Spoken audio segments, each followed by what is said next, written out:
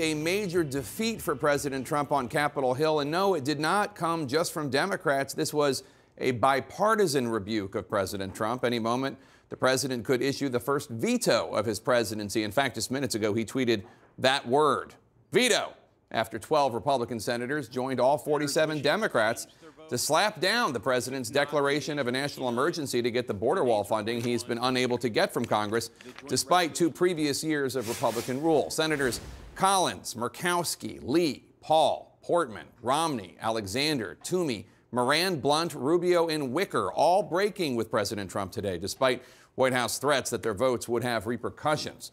President Trump did make a last-ditch effort on Twitter today to try to convince Republicans to stick with him, tweeting, quote, "A vote for today's resolution by Republican senators is a vote for Nancy Pelosi, crime, and the open border Democrats." But one wonders, after almost 4 years of candidate then President Trump's hyperbole on Twitter, whether such tweets have any real effect anymore. CNN's Abby Phillips starts off our coverage today from the White House. Clerk will call the roll. A stinging defeat for President Trump today on his signature issue, building the wall, as 12 Republican senators joined Democrats in repudiating his national emergency declaration to build the border wall without going through Congress for the funding. The yeas are 59, the nays are 41. The joint resolution is passed. Despite last-ditch drama and attempts to twist arms on Capitol Hill, Trump will now be forced to use the first veto of his presidency to defend his border wall.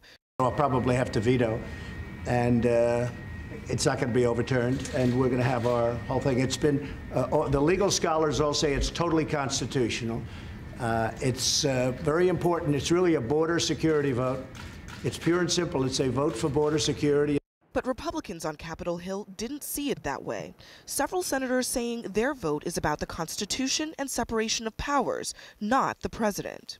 Well, he'd rather have me vote in a different direction, but I let him know that this, for me, is a matter of defending the Constitution and the balance of powers that is core to our Constitution. In the hours before the vote, Trump and his allies scrambling to minimize Republican defections. The president sending a barrage of tweets urging his party to stick with him, tying the vote to House Speaker Nancy Pelosi and crime, and even reversing himself by saying that he will support a bill to curtail future national emergencies in an effort to sway lawmakers on the fence.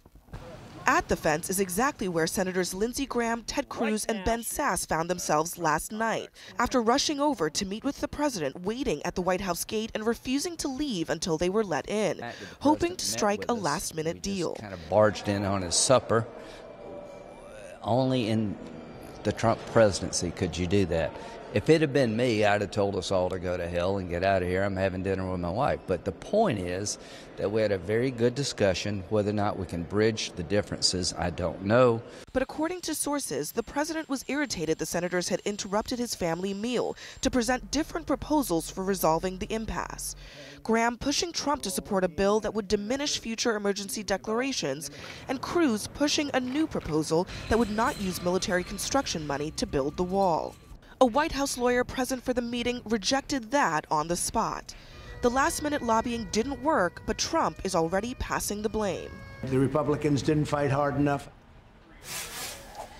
And just now on Capitol Hill, the Senator Chuck Schumer telling reporters that he believes that there will be more of these fights in the future.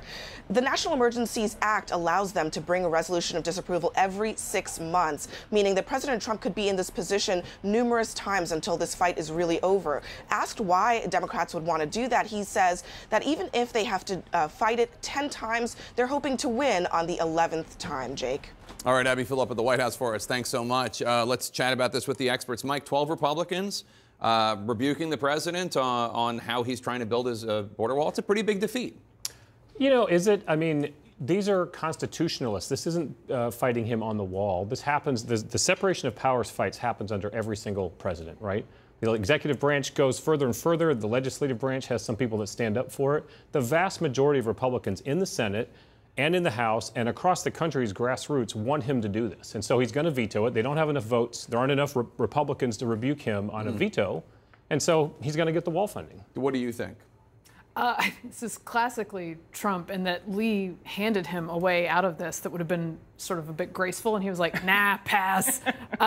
Look, I like that 12 Republicans are with it on this, because Congress should guard its powers jealously, and they should like make laws and stuff. And I know it's very old school, but I appreciate that. He will veto it, and I don't think they have what it takes to overcome that. But I like seeing a little gumption here. And, although Tom Tillis, by the way, ripping that Band-Aid off and then trying to put it back on. It's not going to work. Let's talk about that, because Senator Tom Tillis, a Republican from North Carolina who is up for re-election, 2 weeks ago it didn't just say he was going to vote against the president, wrote an op-ed in the Washington Post, writing about conservatives who cried foul about President Obama using emergency powers, saying, quote, "There's no intellectual honesty in now turning around and arguing that there's an imaginary asterisk attached to executive overreach, that it's acceptable for my party but not thy party. As a U.S. Senator, I cannot justify providing the executive with more ways to bypass Congress. As a conservative, I cannot endorse a precedent that I know future left-wing presidents will exploit to advance radical policies." And then today, right before the vote, never mind. Never mind. Somebody may have gotten a little talking to, right? A little horse trading behind the scenes. Look, I think you've heard me say this previously, but before we give these Republicans too much credit, it was kind of an easy setup for them, I think. Because on the one hand, politically, you get to have it both ways, right? You get to say you're constitutionalists and you voted against the president, knowing he's going to veto it ultimately. There's not the votes to override the veto. So there's not really a consequence to having voted against the president, other than being able to do your own home politics. Simone, take a listen to Senator Mitt Romney from Utah. Both senators from Utah voted against the president on this. He voted against it as well. For me, this is a constitutional question. It's a question about the balance of power that is core to our Constitution. This is not about the president or about border security. In fact, I support border security. And he is a hardliner on border security. Sources telling CNN that in internal conversations, Trump actually characterized the votes as a loyalty pledge in a way. And I'm not surprised to hear that. Look, I think there were a lot of senators today, some vulnerable Republican senators actually, that might have put themselves in a pickle when it comes to their 2020 re-election prospects. Look, a number of folks, the Arizona Republic was out with a headline right after the vote that said Martha McSally sided with Trump and against Arizonans. These things are coming home to roost, and so I think senators have to be careful in pledging their loyalty to the president when they're supposed to be representing the interests of their constituents. And I'd like to remind people, Donald Trump told us Mexico was going to pay for the wall. That is true. He did say Mexico would pay for the wall. Mike, let me ask you about something that MK brought up a second ago, which is Mike Lee, the senator from Utah, the other senator from Utah, had a compromise that he offered, which is basically, we'll go along with you this time, but you have to bring in these emergency powers for the future. And Trump said, no, I'm not doing that. And then today he seemed to signal that he actually would be on board with that. He tweeted, if at a later date Congress wants to update the law, I will support those efforts. Do you think he missed an opportunity here to get all the Republicans on board? I think that the president and the legislative branch fight all the time over a separation of powers. That is something that predates Trump. I know everything seems Trump. It's new. It's all him. Well, this is the first time in such a big way that Republicans. Well, we're making it a big way. I mean, there's been a fight between the legislative branch and the executive over and over on separation of powers. I think what he's looking at is, I didn't come here to live by the rules of the Senate. I didn't come here to live by the rules of Washington. I'm trying to build a border wall, and the more that it looks like a fight with Congress, which people don't like, great. I'm trying to keep a political promise that actually is not true, because Mexico's not going to pay for it. Imagine someone getting elected and keeping their promises. That's actually going to be his campaign slogan. It's amazing, isn't it? Only the core, it's only a small, when you said that across America, people support it. And as Simone pointed out, that's actually not true. It is a very small portion of the base that Trump continues to cater to heading into 2020. Well, his voters. He's trying to be loyal to his voters. You know, there's a book that's called When Democracies Die, and democracies die when norms are eroded. And while, yes, Congress is always fighting with the president over separation of powers, but I think this is the first time, at least since I've been alive, and I turned 30 this year, Jake. Happy birthday. This is the first time since I've been alive that a sitting president has said, you're not going to fund this. I'm going to declare an emergency declaration and take money away from other places where the money has been appropriated by Congress, because that's how it goes, and fund other things. Obama did something. Except that President Obama was just like, I can't do DACA, I can't do DACA, I can't do DACA. I'm going to do, hold on, I'm going to do DACA. I'm not going to actually declare a national emergency, but I'm going to do DACA, and I dare you to tell me that 12 Democratic senators would have stood up and been like, no, you actually said you don't have the power to Did do he that. take money away?